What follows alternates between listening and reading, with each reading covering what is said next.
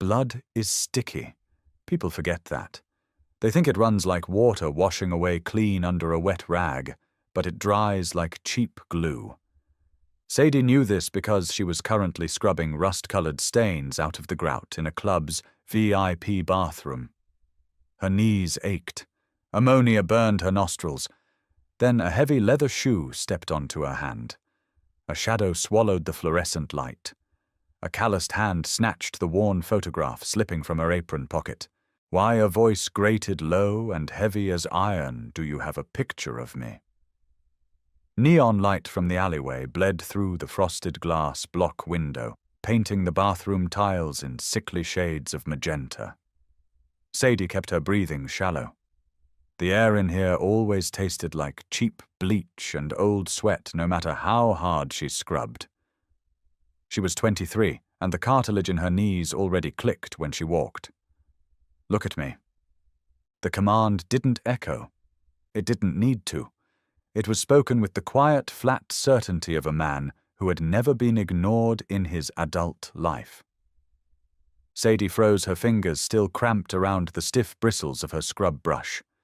Her gaze traveled up from the scuffed toe of the leather Oxford, pinning her rag to the floor. Up past charcoal-grey trousers that cost more than her annual rent. Up to the face of Roman Vargo. He wasn't handsome in the way men in magazines were. His face was a geography of old violence, a nose broken at least twice and set poorly.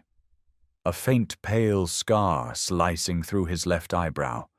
He smelled of bitter espresso ozone and the sharp metallic tang of gunpowder that lingered just beneath his expensive cologne. Right now he was staring at the crumpled square of glossy Kodak paper pinched between his thick fingers. Sadie's stomach plummeted. Acid burned the back of her throat. She had pinned that photo inside her apron pocket with a rusty safety pin. The fabric must have torn when she hoisted the heavy mop bucket over the threshold. I asked you a question, Roman said. He didn't yell. He didn't raise his voice. He merely shifted his weight. The leather of his shoe ground her damp rag harder against the tile. Sadie tried to swallow, but her mouth had gone completely dry. Her tongue felt like sandpaper. She squeezed her eyes shut. She hated herself in this moment. She wanted to be the tough, unbreakable girl who spat in the face of danger. Instead, her chin trembled, and a hot, humiliating wave of nausea washed over her. It fell. I can see it fell, Roman replied. He squatted down, the fabric of his suit pants pulled taut. He was suddenly too close.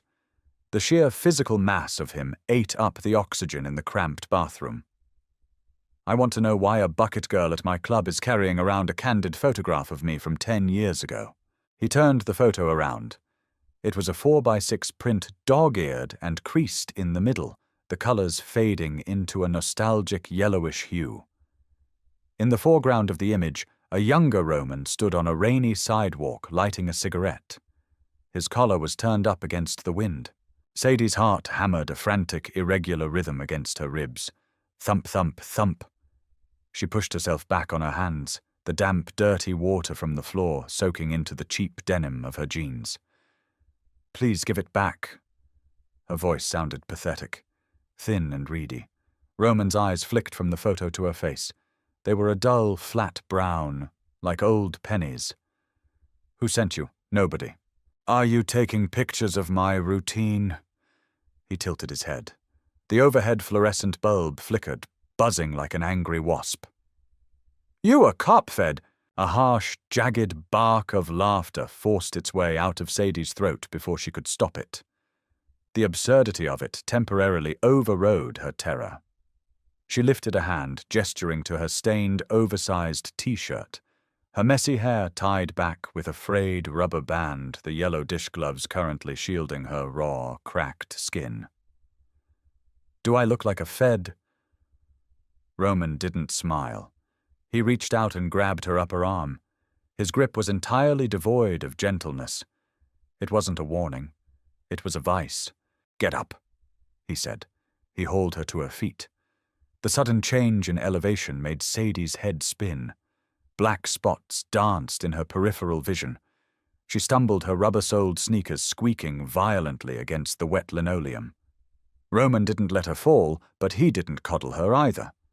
He kept his grip firm, marching her out of the bathroom and into the long, dark hallway that led to the back offices of the Copper Lounge. The heavy bass of the music upstairs vibrated through the concrete walls. Thud, thud, thud. It felt like walking inside a massive, dying heart. Sadie's mind raced. If he took her into the basement, she was dead. People went into Roman Vargo's basement when they stole from him or when they talked to the wrong people. They didn't come back up.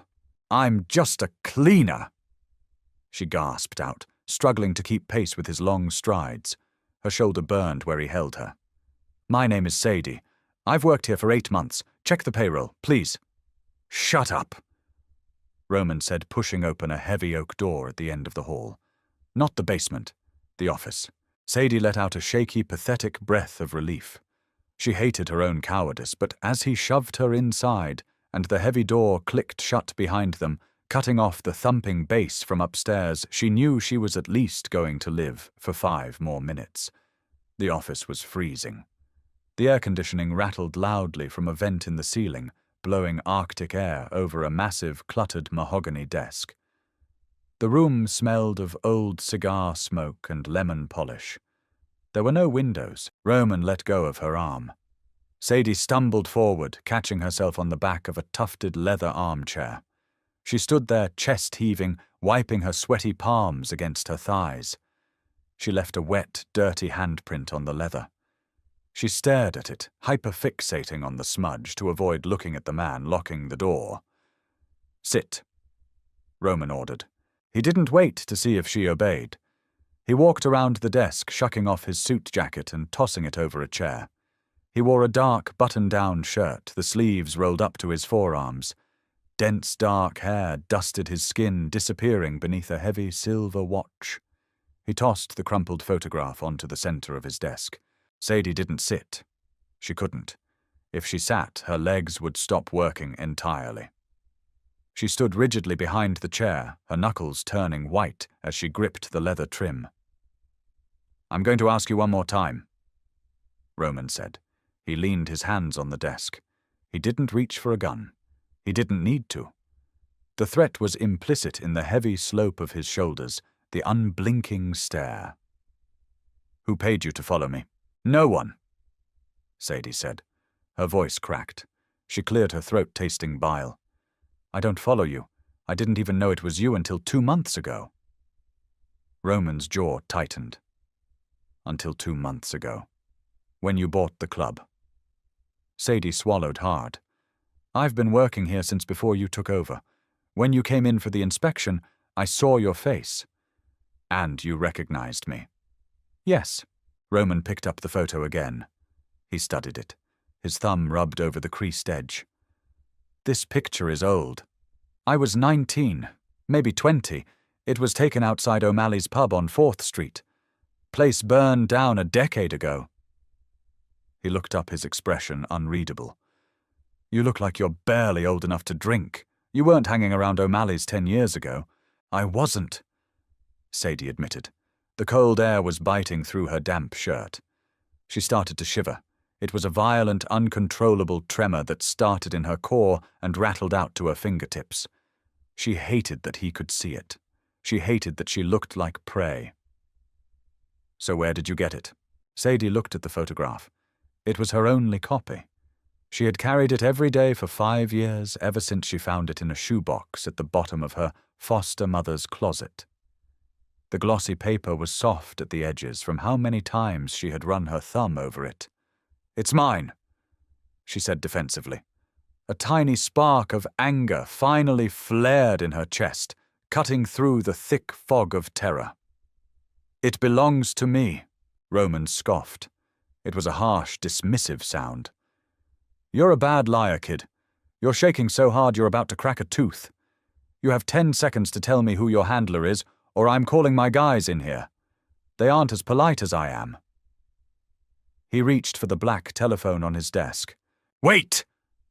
Sadie lunged forward, hitting her hip hard against the edge of the desk.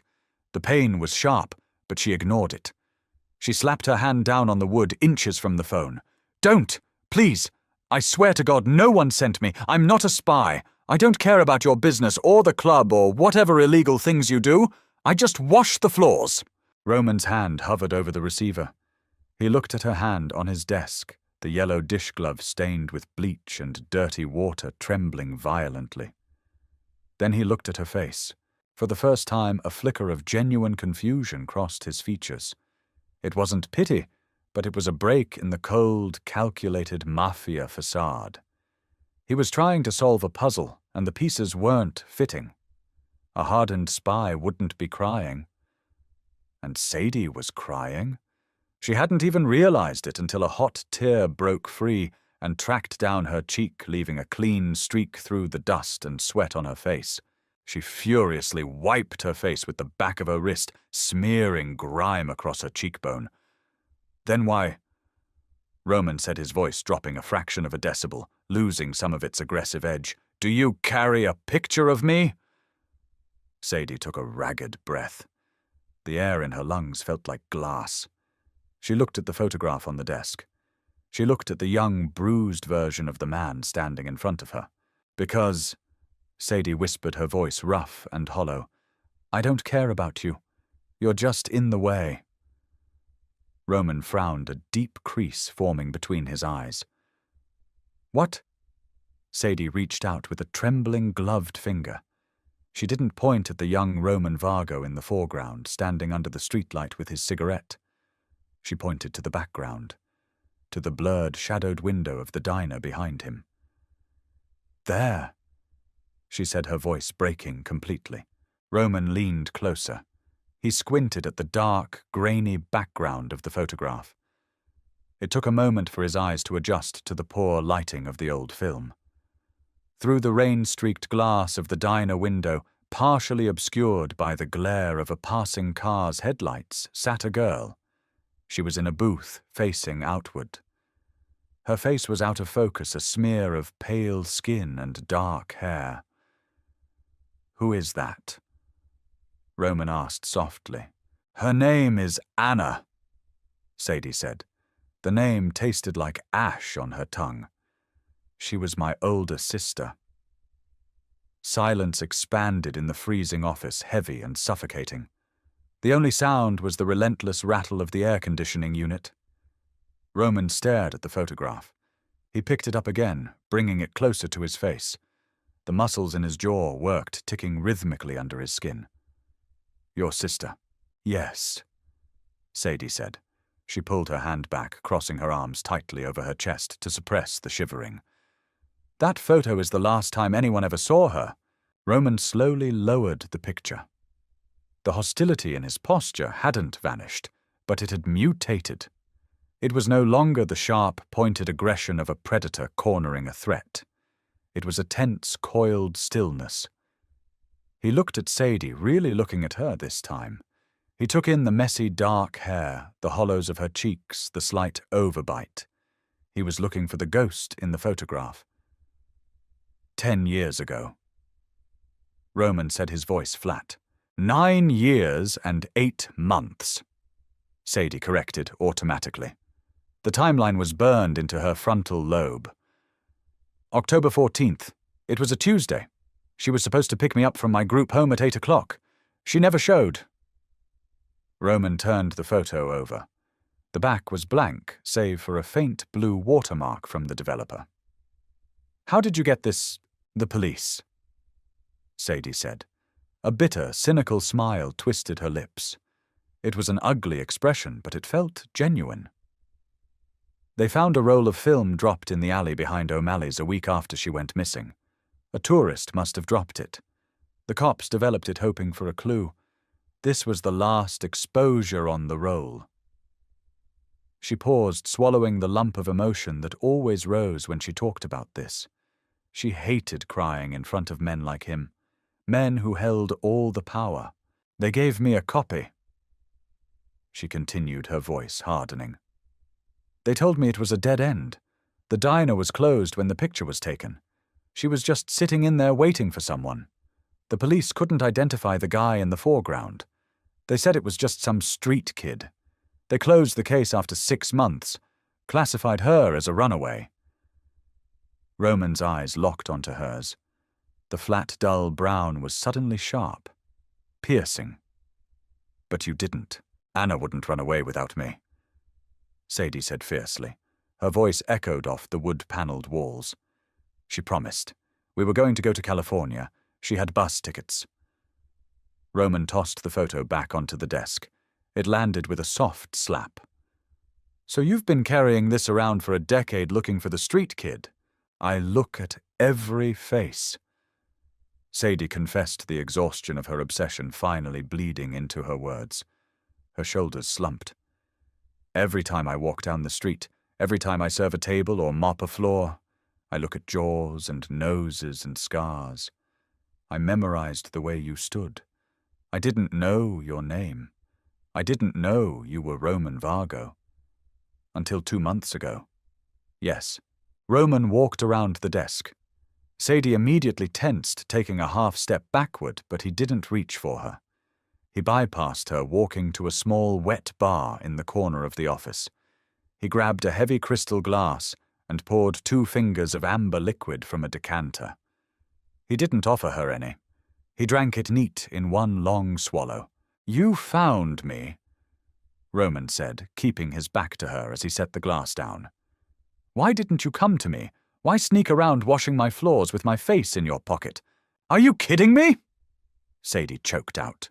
She gestured wildly around the opulent, intimidating office. Look at you. You're a mob boss. People whisper your name like a curse out there. What was I supposed to do? Walk up to your security guards and say, "Excuse me, Mr. Vargo might have murdered my sister 10 years ago. Can I ask him a few questions?" They would have shot me in the alley. Roman turned around. He leaned against the bar, crossing his ankles. The harsh overhead light caught the faint scar through his eyebrow. Did I? He asked quietly. Sadie's breath hitched. Did you what? Murder your sister? The bluntness of the question felt like a physical blow. Sadie stared at him. Her heart, which had just begun to settle, kicked into overdrive again. She looked at his large, calloused hands, hands that had undoubtedly ended lives. She had spent years imagining this moment. She had practiced speeches in the mirror of her dingy apartment. She had imagined screaming at him, demanding answers, beating her fists against his chest. But reality was stark. Reality smelled like ammonia and stale smoke. Reality was cold. I don't know, Sadie whispered. The truth felt pathetic. I don't think so. In the picture, you're looking down the street. You're not looking at her. You look like you're guarding the door. A muscle twitched in Roman's jaw. He pushed off the bar and walked slowly back to the desk. He didn't look at Sadie. He looked down at the photograph. He stared at it for a long, agonizing minute. The silence stretched so tight, Sadie thought it might snap and take her head off. Finally, Roman reached out. He placed his index finger over the blurry face of Anna in the diner window. It was raining, Roman said. His voice sounded distant, detached, like he was reading a weather report from a past life. October. Freezing rain. I remember the night. Sadie's knees gave out. She didn't collapse entirely, but she sank into the leather armchair she had been hiding behind. The leather was cold against her damp jeans. You remember, she breathed. I remember, Roman said. He lifted his gaze from the photo. The hostility was completely gone, replaced by a dark, fathomless shadow. Because I didn't kill her, Sadie, but I know exactly who did. Oxygen felt entirely useless. Sadie dragged a harsh breath into her lungs, but her blood felt thick and slow, heavy as wet cement. She sat perfectly still in the oversized leather armchair, staring at the scuffed toe of her left sneaker. A tiny bead of dirty mop water had dried on the rubber, leaving a grey ring. She focused on that ring. If she looked at Roman, she would shatter. "Who?" The word tasted like copper. It scraped against her throat, barely a whisper over the steady mechanical rattle of the air conditioning. Roman didn't answer immediately. He picked up his crystal glass, swirling the last few amber drops at the bottom. The clinking of ice against glass was sharp, violently loud in the quiet office. He was deciding how much to say, how much of his own filth he was willing to expose to a bucket girl who smelled of industrial bleach. "I was 20, Roman finally said. His voice was a flat, gravelly baritone, stripped of the threatening edge it carried earlier. Now it just sounded exhausted. "I was a street soldier, a nobody. I collected envelopes, broke fingers when people were short, and stood by doors so the people inside wouldn't be disturbed." Sadie kept her eyes on her shoe. Who was inside the diner? Dominic Russo. The name meant nothing to her. It was just syllables, but the way Roman said it like a curse he was trying to spit out told her enough. Russo owned the diner. Roman continued pacing slowly behind his desk. The heavy oak floorboards didn't dare creak under his weight. He used it after hours to settle disputes. That night a sit-down was scheduled with a crew from the south side. I was told to stand outside, smoke my cigarettes, and make sure nobody walked in. Anna was already inside. Sadie whispered. She didn't mean to interrupt, but the words spilled out. The memory of that night was a festering wound she had picked at for a decade. She told me she was going to wait at the diner down the street from my group home. It was pouring. She didn't want to wait at the bus stop. Roman stopped pacing. He leaned against the edge of his desk, crossing his arms over his chest. The front door was locked, but the side door by the kitchen. The latch was broken. Russo always meant to get it fixed. A girl walked in out of the rain, shook out her umbrella, sat in the back booth. Sadie squeezed her eyes shut. She could see it. Anna, shivering in a cheap denim jacket, sliding into the vinyl booth, rubbing her hands together for warmth. Waiting for Sadie's curfew to end so she could sneak her out. "I saw her through the window," Roman said. His tone was clinical, detached. "I tapped on the glass.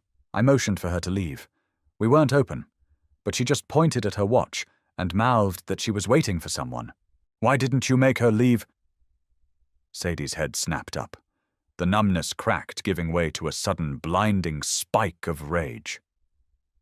"You were the guard. Why didn't you drag her out?" Roman met her furious gaze without flinching. His brown eyes were completely dead. "Because Russo's car pulled up to the curb. He walked in the front. If I had gone inside to deal with the stray kid, I wouldn't have been at my post. Russo would have punished me." "So you let her sit there?" "I thought Russo would just kick her out." Roman pushed away from the desk and walked over to the small, wet bar. He didn't pour another drink. He just gripped the edge of the marble counter. His knuckles were white. The South Side crew arrived 10 minutes later. He said to the mirror behind the bar. "Things went bad. The dispute didn't get settled. Guns were drawn." "No." Sadie choked out. She clamped her hands over her ears, a childish, futile gesture to stop the words. But Roman's voice was too heavy. It slid right through the cracks in her fingers. "Russo shot the South Side boss in the chest." Roman said his words coming faster, now a grim recitation of a nightmare he had memorized. It was loud. The whole street echoed. I turned around and looked through the window. The girl in the booth had stood up. She was screaming, though I couldn't hear it over the rain. She had seen the whole thing. Sadie dug her fingernails into her own scalp. The cheap rubber band holding her hair snapped, sending a tangled, dark mess falling over her face. She couldn't breathe. The oxygen was gone.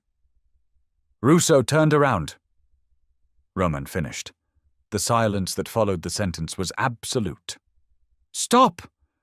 Sadie sobbed, bending over at the waist, pressing her face against her knees. "Stop, please." He didn't hesitate. Roman said softly, ignoring her plea. He wasn't telling her to hurt her. He was telling her because the truth was a tumor, and she had demanded he cut it out. He shot her twice. Then he told the kitchen staff to roll her up in the carpet and put her in the meat freezer until they could take the bodies out to the salvage yard. A high, thin sound ripped out of Sadie's throat. It didn't sound human. It sounded like an animal caught in a snare gnawing off its own leg. She pitched forward, slipping out of the leather chair entirely, and hit her knees on the hard floor. 10 years. 10 years of staring at faces in the crowd. 10 years of jumping every time the phone rang. 10 years of hoping that Anna had just gotten scared, that she had run away to California like they planned, and was just waiting for the right time to send for her. Dead. She had been dead before Sadie even noticed she was late. The nausea hit her with the force of a physical blow. Sadie scrambled forward on her hands and knees, practically tearing the expensive metal wastebasket out from under Roman's desk. She retched violently into it. Her stomach was empty. She hadn't eaten since a stale bagel at dawn, so she only heaved up bitter, burning acid. She coughed, gagging on her own saliva, tears streaming down her dirty face. She stayed hunched over the trash can, spitting, shivering so hard her teeth clicked together. She expected Roman to yell, to tell her she was ruining his office, to kick her out. Instead, a crisp white linen square dropped onto the floor beside her hand. Sadie stared at the handkerchief. She slowly looked up. Roman was standing a few feet away, looking down at her. His expression was impossible to read. It wasn't pity. Mafia bosses didn't feel pity. But it wasn't disgust either. It was a dark, heavy recognition. Like he was watching someone drown in the exact same ocean he was already buried under. "Wipe your mouth," Roman said. Cold linoleum, cold leather, cold marble. Everything in Roman Vargo's world was freezing, designed to preserve the corpses he left in his wake. Sadie picked up the linen handkerchief with a trembling, yellow-gloved hand. She wiped her mouth, leaving a smear of bile and dirt on the pristine white fabric. She didn't stand up. Her legs were entirely devoid of muscle or bone. She sat on the floor, leaning back against the side of the mahogany desk, pulling her knees tight against her chest. She didn't cry. The violent sobbing fit had burned itself out as quickly as it had ignited, leaving behind a hollow, ringing emptiness. It felt as though someone had scooped out her organs with a rusted spoon. "Dominic Russo," she said. Her voice was raspy, stripped of all its youthful panic. It sounded old. "Is he still alive?" Roman walked back around his desk and sat in his heavy leather chair. He looked at her over the rim of the desk like a judge presiding over a particularly pathetic defendant. "He is." "Where?" Roman let out a short, humorless breath. "Don't be stupid, kid." "Where is he?" Sadie repeated, turning her head to glare up at him.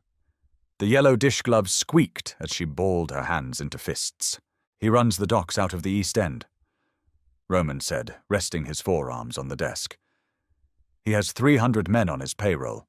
He owns half the judges in the city, the police commissioner, and a private security detail that could rival the Secret Service. You think you're going to march down there with your mop bucket and demand justice? You let it happen!" Sadie hissed, her voice vibrating with sudden venomous hatred. She pointed a trembling finger at him. "You stood by the door. You guarded the street while he killed her." "I did," Roman agreed smoothly. He didn't flinch. He didn't offer excuses. The sheer lack of defensiveness infuriated her even more. "And if I had walked in there and tried to stop a made man from tying up a loose end, there would have been 2 bodies rolled up in that carpet. That's the world. That's your world, not hers." "Our worlds collided," Roman said, "and hers lost. That's the tragedy of it. But don't look at me and think I'm losing sleep over it. I've done worse things than stand by a door since then." Sadie stared at him. She believed him. The man sitting across from her wasn't the scared 20-year-old kid in the photograph anymore. He was a monster, who had climbed to the top of a mountain of corpses, and he was completely comfortable with the view. "So why tell me?" Sadie asked. Her throat throbbed. "You could have just shot me, or fired me. Why tell the bucket girl the truth?" Roman picked up the creased photograph again. He stared at the blurry figure in the diner window. "Because I don't work for Dominic Russo anymore." Sadie frowned, her grief temporarily muddied by confusion. "I don't understand. 3 years ago I split from the Russo family."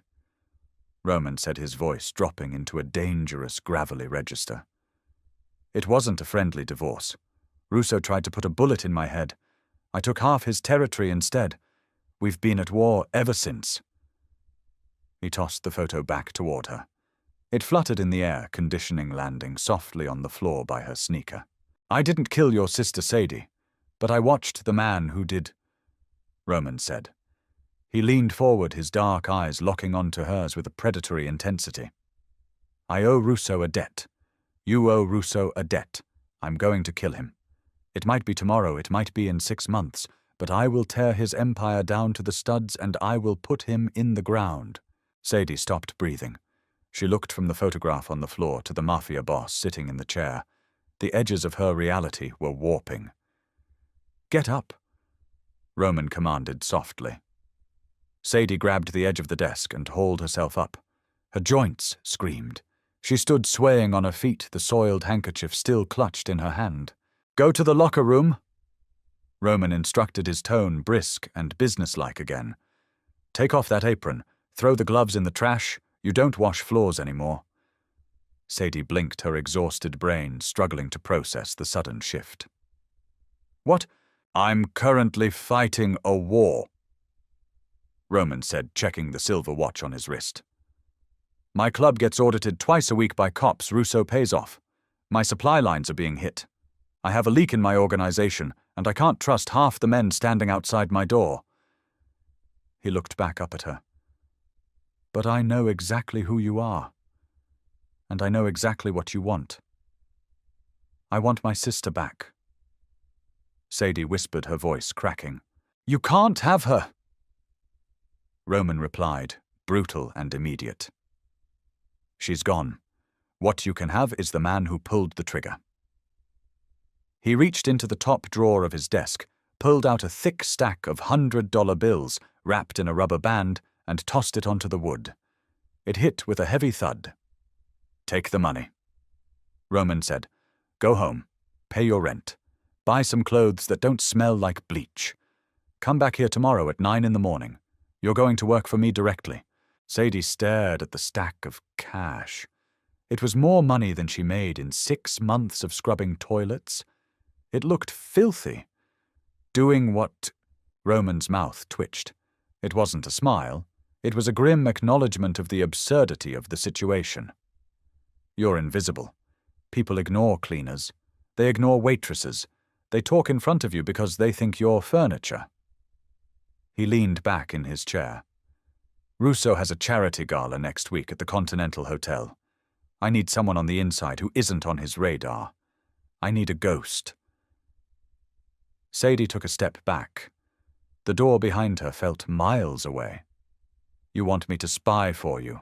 I want you to help me find his throat," Roman corrected quietly. "And then I'll let you watch me cut it." The offer hung in the freezing air, toxic and seductive. Sadie knew she should run. She should walk out of the office, throw her gloves away, and get on a bus to anywhere else. Roman Vargo was dragging her into a meat grinder. If Russo caught her, he wouldn't hesitate to put her in a carpet next to Anna. But as Sadie looked down at the photograph, at the blurry, faceless smudge of her sister, trapped forever behind rain-streaked glass, a cold, terrifying calm washed over her. The frantic, hopeful girl who had carried that picture for 10 years had died 5 minutes ago, vomiting into a trash can. The girl left behind had absolutely nothing left to lose. Sadie reached out. Her yellow-gloved fingers closed over the stack of cash. 9 o'clock, she said. Her voice didn't shake. Roman watched her, his dark eyes unreadable. 9 o'clock. Don't be late. Paper cuts from $100 bills stung exactly like the ones from singles. Sadie sat on the edge of her unmade mattress, staring at her thumb. A thin bead of crimson welled up from the crease in her skin. Her apartment smelled of boiled cabbage from the hallway and the damp, sour mildew that lived permanently in the walls. The stack of cash Roman had tossed on his desk now sat on her mismatched thrift store quilt. It was $10,000. She hadn't slept. Every time she closed her eyes, she saw the dark, grainy window of the diner. She heard the imaginary, muffled scream of a sister she had spent a decade searching for. The grief wasn't a clean, sharp puncture wound. It was a blunt force trauma, leaving her bruised, heavy, and completely numb. By 8:45 a.m., she was standing in the alley behind the Copper Lounge. Daylight did the club no favors. Without the neon and the shadows, it was just a brick building bleeding the stench of stale beer and vomit into the morning air. She pushed open the heavy steel security door. It groaned on its hinges. The main floor was empty, save for a guy pushing a wide broom across the sticky dance floor. He didn't even look up as she walked past. She was already practicing. Be invisible. Roman's office door was unlocked. Sadie pushed it open. Roman was sitting behind his desk, a phone pressed to his ear. His eyes focused on a ledger. He looked exactly as he had last night, though he wore a fresh white shirt, the top 2 buttons undone. He didn't acknowledge her entrance immediately. He held up a single finger, demanding silence, and continued his conversation in rapid, low Italian. Sadie stood by the door. She looked at the trash can where she had lost her dignity 12 hours prior. It was empty. A fresh plastic liner was tucked neatly over the rim. "Tonight," Roman said into the phone, switching to English. His voice was a rasp that dragged over the syllables. "If he moves the shipment early, burn the truck. I don't care who's driving it." He hung up, dropping the receiver into its cradle with a sharp clack. He looked up at Sadie. His brown eyes scanned her. She had worn her only nice clothes, a black turtleneck that had faded to a dark grey, and a pair of dark jeans without any holes. "You look exactly like a bucket girl trying to dress up," Roman observed. It wasn't an insult, it was an inventory. "I bought coffee," Sadie said defensively, though she hadn't. Her hands were empty.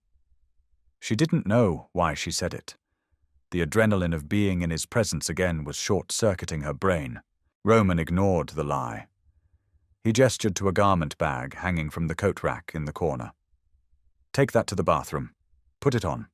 If the shoes don't fit, tell Victor outside he'll find a pair that does." Sadie walked over to the bag. She unzipped it.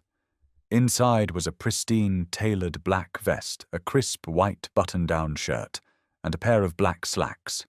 A heavy silver name tag rested in the bottom of the bag. It read, "Catering Staff, Continental Hotel." "You got me a job," she murmured. "I bought a catering company," Roman corrected. He leaned back, rubbing a hand over his jaw. The stubble there made a dry, scratching sound. 2 hours ago, the original staff assigned to Russo's VIP section suddenly came down with acute food poisoning. You are the replacement." Sadie pulled the uniform out. The fabric was stiff, smelling heavily of industrial starch. "What exactly am I supposed to do?" "You're going to serve champagne," Roman said. He stood up, walking around the desk to stand entirely too close to her. The smell of his bitter espresso and ozone overpowered the starch of the uniform. "And you're going to plant a microphone under the center table of the private mezzanine." He reached into his pocket and pulled out a small, flat, black disc, no larger than a quarter. He held it out on his palm. "Russo holds court at the gala," Roman explained, his voice dropping into that quiet, terrifying register that demanded absolute focus. "He thinks he's untouchable there. He meets with his distributors, his politicians, his judges. I need to know exactly who is in his pocket. If I cut his legs out from under him, I need to know whose legs I'm chopping off. Sadie stared at the little black bug. She reached out and took it. Her fingers brushed against the calloused heat of his palm. He didn't pull away. "If he catches me," she asked, "he'll take you to the basement of the hotel." Roman said bluntly. "He'll use pliers to pull your teeth out one by one to see who you work for. Then he'll shoot you." A cold sweat broke out at the base of Sadie's neck. She looked up into Roman's face. She searched for a flicker of reassurance, a lie to make her feel better. There was none. He was offering her the unfiltered, brutal reality of his existence. "You can back out," Roman said softly. "Walk away, Sadie. Take the 10 grand. Disappear." "No." The word left her mouth before her brain could authorize it. She curled her fingers around the bug, digging the hard plastic edge into her palm to ground herself. "I want to see him." Roman stared at her for a long, heavy moment. He wasn't looking at a cleaner anymore. He was looking at a weapon he had just finished loading. "Go get dressed," he said. Crystal glasses chimed like tiny, frantic bells. The grand ballroom of the Continental Hotel was a sensory assault. A string quartet played Vivaldi in the corner, battling against the heavy, booming laughter of men wearing $10,000 tuxedos. The air was thick-choked with the cloying scent of hundreds of white roses imported for the centerpieces, mixing with expensive, musky perfumes and the underlying metallic smell of chafing dish fuel. Sadie stood by the service doors, a silver tray, balanced precariously on her left hand. 6 flutes of champagne trembled slightly on the polished metal. Her feet were already screaming. The black service shoes Victor had procured were half a size too small, pinching her toes with every step. The starchy collar of the white shirt dug into her neck. But physical discomfort was irrelevant.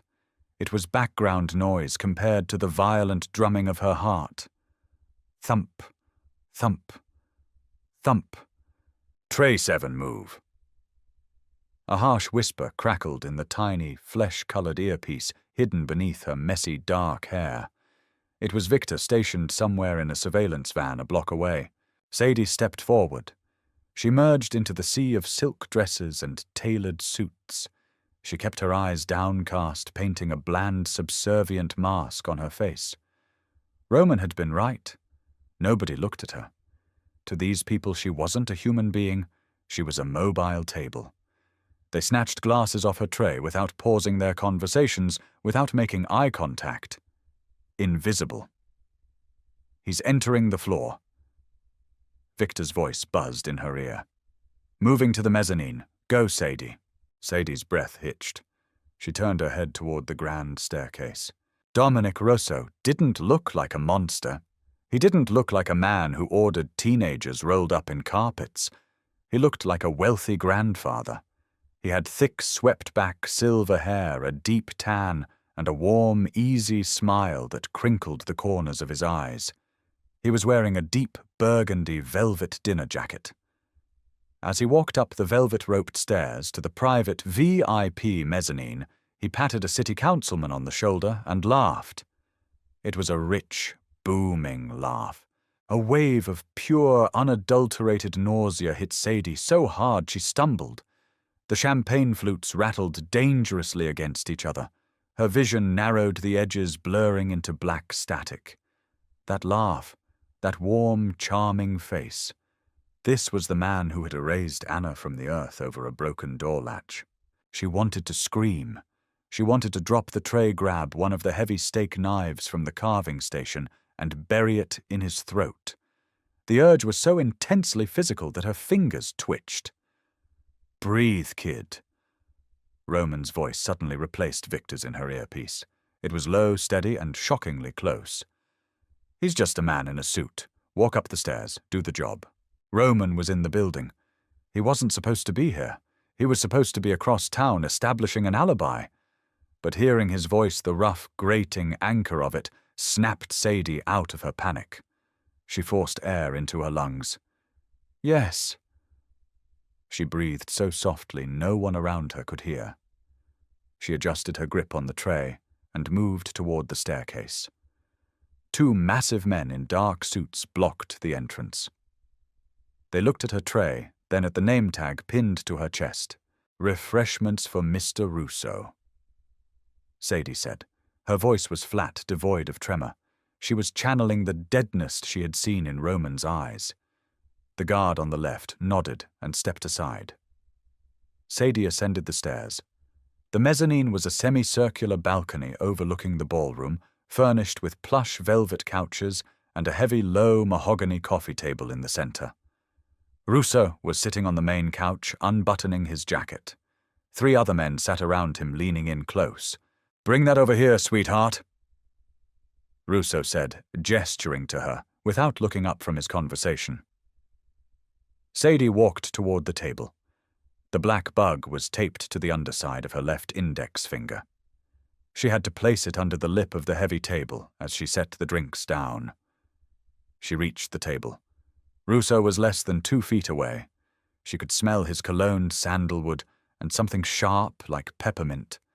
He was talking about a shipping container coming into the port on Tuesday. Sadie bent her knees. She lowered the tray. Her hand shook. It wasn't a small tremor. It was a violent spasm of adrenaline and terror. The crystal base of a champagne flute clinked loudly against the silver tray. Russo stopped talking. He looked up. His eyes, unlike his warm smile, were a pale, freezing blue. They locked onto Sadie's face. The grandfatherly illusion shattered instantly, revealing the cold reptilian predator underneath. "You're shaking," Russo said. The temperature on the mezzanine seemed to drop 20 degrees. The 3 men around him fell dead silent, their hands subtly shifting toward the inside of their jackets. Sadie froze, bent halfway over the table. The black bug was pressed between her finger and the tray, inches from the mahogany lip. If she pulled away now, she failed. If she reached under the table, he would see her. Sadie swallowed. She looked into the eyes of the man who killed her sister. She didn't invent a lie. She used the truth. "I'm sorry, sir. My shoes are too tight. They're cutting my feet." Russo stared at her for a long, agonizing second. He looked down at her feet. He saw the cheap, stiff black leather pinching her heels, the slight redness around her ankles. A slow, patronizing smile spread across his face. The tension evaporated. "They work these kids to the bone." Russo chuckled, looking at his associates. He reached out and plucked a glass from her tray. "Set it down, sweetheart. Go take 5 minutes in the back." "Thank you, sir," Sadie whispered. She leaned down further to place the rest of the glasses on the table. As the edge of the silver tray met the mahogany, she slipped her left finger underneath the table's lip. She pressed hard. The adhesive on the bug caught the wood. She slid her finger away, leaving the device hidden in the shadows. She stood up, pulling the empty tray to her chest, and bowed her head. She turned and walked away, her spine rigid, waiting for the shout. Waiting for a hand to grab her shoulder, waiting for the bullet. She reached the top of the stairs and began her descent. "It's live." Roman's voice murmured in her ear, a low hum of approval. "Good girl, get out of there." Sadie hit the main floor of the ballroom and let out a shaky breath. She had done it. She had touched the monster and walked away. But as she moved toward the service kitchen, the heavy service doors swung open. A man stepped out, blocking her path. He wasn't a waiter. He wore a sharp charcoal suit, and a faint, pale scar sliced through his left eyebrow. Roman grabbed her by the elbow, his grip bruisingly tight, and pulled her into the dark, narrow service hallway, out of sight of the ballroom. He slammed her back against the cool tile wall, his body caging her in. "You did good," he growled, his face inches from hers. His eyes were wild, burning with a chaotic energy she hadn't seen before. "But we have a problem." "What problem?" Sadie gasped. The silver tray slipped from her numb fingers, clattering loudly against the floorboards. Roman pressed a hand over her mouth. His palm tasted of salt and sweat. He didn't look at her. His eyes were fixed on the heavy swinging doors leading back to the ballroom. The brass hinges groaned slightly. Victor went dark. Roman breathed his voice a low vibration against her cheek. Russo's perimeter sweep found the van. They have him, which means Russo knows the room is bugged, and he knows I didn't send a professional. Sadie's stomach dropped out. The adrenaline that had carried her through the mezzanine curdled into a cold, heavy lump of dread. If they had Victor, they had the feed. They knew a waitress planted it. They're locking the doors, Roman said, finally pulling his hand away from her mouth. He reached beneath the tailored fit of his charcoal suit jacket. When his hand emerged, it was wrapped around the matte black grip of a semi-automatic pistol. He didn't check the chamber. He didn't cock it with a dramatic click. He just held it down against his thigh, the barrel pointed at the floor tiles. The sheer casual familiarity he had with the weapon was more terrifying than the gun itself.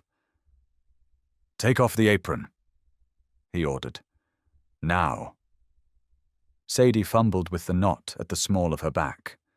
Her fingers felt like thick sausages. She tore the fabric loose, letting the starchy white apron pool around her ankles. "Walk behind me. Keep your hands flat against my back. If I stop, you stop. If I shoot, you close your eyes and cover your ears." He pushed off the wall. He didn't run. Running attracted attention. He moved with a terrifying predatory glide down the narrow hallway, pushing through the swinging double doors that led into the hotel's main prep kitchen. The heat hit them instantly. It was a suffocating wall of steam, smelling violently of roasted beef, burnt garlic, and industrial dish soap. 30 people were moving in a chaotic, synchronized rush. Knives chopped against wooden boards with a rhythmic thwack, thwack, thwack. Waiters shouted ticket orders in Spanish and English. Nobody noticed the man with the gun immediately. Roman charted a path through the stainless steel prep tables, weaving past a towering rack of clean dinner plates. Sadie pressed her palms flat against his back. The muscles beneath his suit jacket were coiled tight as bridge cables. She kept her head down, her breath coming in ragged, shallow gasps. They were halfway to the loading dock exit when the kitchen doors banged open behind them. "Hey, you!" The voice was a harsh, barking command that cut through the clatter of pots and pans. Sadie couldn't help it. She looked back over her shoulder. 2 men in dark, ill-fitting suits were storming down the central aisle. The man in the front had his hand inside his coat. He wasn't looking at Roman. He was staring directly at Sadie's white button-down shirt. Russo's men. "Keep moving!" Roman snarled. He didn't look back. He grabbed a heavy metal utility cart loaded with dirty pots and shoved it violently into the aisle behind them. It crashed into a prep station, sending a massive vat of boiling chicken stock cascading across the slip-resistant red tiles. The first pursuer slipped. His leather shoes found no traction in the greasy broth. He went down hard, his jaw clipping the corner of the metal table with a sickening, wet crack. Screams erupted. The synchronized chaos of the kitchen dissolved into pure, frantic panic. Chefs dropped their knives. Waiters scrambled for the exits. The second man didn't slip. He vaulted over his bleeding partner, pulling a snub-nosed revolver from his jacket. He raised the gun. Roman turned. He didn't aim. He didn't hesitate. He raised his pistol and fired twice. Bang, bang! In the enclosed, tiled space of the kitchen, the noise was catastrophic. It didn't sound like a movie. It sounded like the world tearing in half. The physical pressure of the sound waves punched Sadie in the chest. Her ears instantly rang, with a high, piercing whine drowning out the screams around her. The man with the revolver jerked backward, crashing into a rack of hanging copper pans. They rained down around him in a deafening metallic clatter as he slid to the floor, leaving a bright, smeared streak of crimson against the stainless steel refrigerator door. "Move!" Roman roared, his voice barely penetrating the ringing in Sadie's ears. He grabbed her arm, hauling her forward. They hit the heavy steel emergency exit doors. Roman threw his weight against the push bar. The door flew open, and the freezing night air slammed into them. It was raining. A hard-driving downpour that instantly soaked Sadie's starchy shirt, pasting it to her skin. The alley was pitch black, illuminated only by the faint, flickering amber glow of a distant street lamp. The smell of wet asphalt and rotting garbage rushed up to meet them. "My car," Roman said, pointing the gun down the alley. "Black sedan, end of the block." Sadie's legs moved on autopilot. Her lungs burned. The tight black shoes dug into her heels, scraping the skin raw with every step. She tasted blood in the back of her throat. They were 10 yards from the car when a shadow detached itself from the brick wall beside them. It was a third man. He had been waiting by the exit. He lunged out of the darkness, blindsiding Roman. He didn't use a gun. He drove a heavy serrated hunting knife upward, aiming for Roman's ribs. Roman caught the man's wrist at the very last second, but the momentum carried them both into a stack of wooden shipping pallets. The wood splintered with a sharp crack. Roman's gun skittered across the wet pavement, sliding under a nearby dumpster. Sadie froze. The rain plastered her hair to her face. She watched the two men grapple in the mud, a tangled mass of dark suits and violent grunting exertion. The man was bigger than Roman. He pressed his weight down, forcing the tip of the knife closer to Roman's throat. "Run!" Her brain screamed the command. "He told you to run!" She looked down the alley. The street was empty. She could disappear. She could take the $10,000 on her bed and vanish into the night. She owed Roman nothing. He was a monster. He had stood by a door while her sister died. But as Roman's head snapped back against the brick wall, blood welling from a split lip, Sadie saw the diner window again. She saw the rain. She saw the men in suits doing exactly what they wanted, tearing lives apart and leaving the pieces to rot in freezers. Something broke inside her. It was a cold, jagged snap. Sadie dropped to her knees.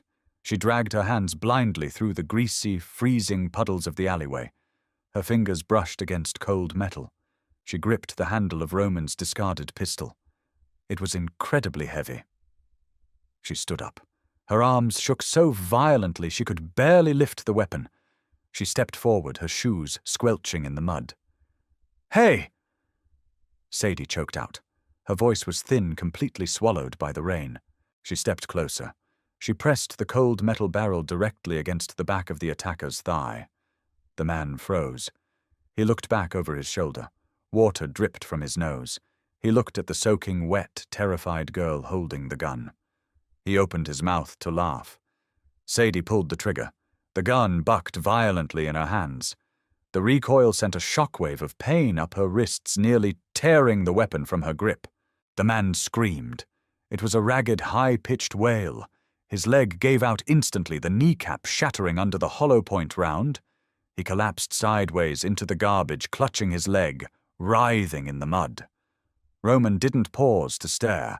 He rolled to his feet, gasping for air. He ripped the gun from Sadie's trembling hands, grabbed her by the collar of her soaked shirt, and dragged her toward the black sedan. He keyed the unlock button, threw open the passenger door, and shoved her inside. He ran around the hood, slid into the driver's seat, and slammed the car into drive. The tires shrieked against the wet pavement, burning rubber before finding traction. They tore out of the alley, merging recklessly into the midnight traffic. The heater blasted hot, dry air through the vents, smelling heavily of dust and melting plastic. Sadie sat in the passenger seat, staring straight ahead at the rhythmic sweep of the windshield wipers. Swoosh thump. Swoosh thump. The neon lights of the city smeared across the glass like wet oil paint. She was covered in mud. Her knuckles were scraped and bleeding. The gunshot still echoed in her ears, a phantom ringing that refused to fade. She looked down at her hands. The yellow dish gloves were gone. She had pulled a trigger. She had put a bullet into a man's flesh. The phantom recoil still hummed in her bones. "Are you hit?" Roman asked. His voice was hoarse. He was gripping the steering wheel with his left hand. His right hand was pressed hard against his ribs. The fabric of his shirt was torn, and a dark, heavy stain was spreading across the charcoal wool. The knife had caught him. "No," Sadie whispered. She didn't look at him. She looked at her trembling hands. "I shot him." "In the leg." Roman grunted, wincing as he took a sharp turn down an empty industrial road. "He'll live. Probably with a limp, but he'll live. I shot a man. You saved my life. I wasn't trying to save you." Sadie finally turned her head. She looked at Roman's bruised face, illuminated by the green glow of the dashboard. "I just wanted to stop him. I just wanted them to stop."